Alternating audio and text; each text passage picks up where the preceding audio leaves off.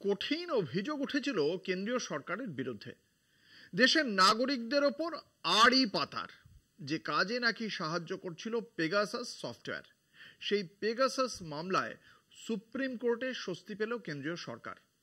মঙ্গলবারের শুনানির পরে বিচারপতি সূর্যকান্ত এবং বিচারপতি এন কোটেশ্বর সিং এর বেঞ্চের রায় কার্যত সরকারি যুক্তিকেই মান্যতা দিয়েছে।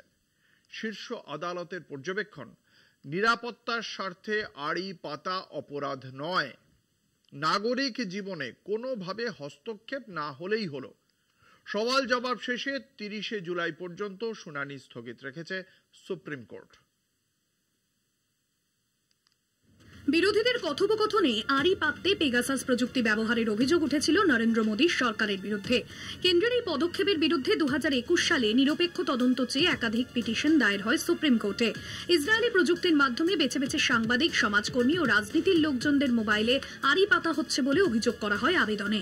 তারই ভিত্তিতে মঙ্গলবার মামলা ওঠে বিচারপতি সূর্যকান্ত এবং বিচারপতি এন কোটেশ্বর সিংহের বেঞ্চে।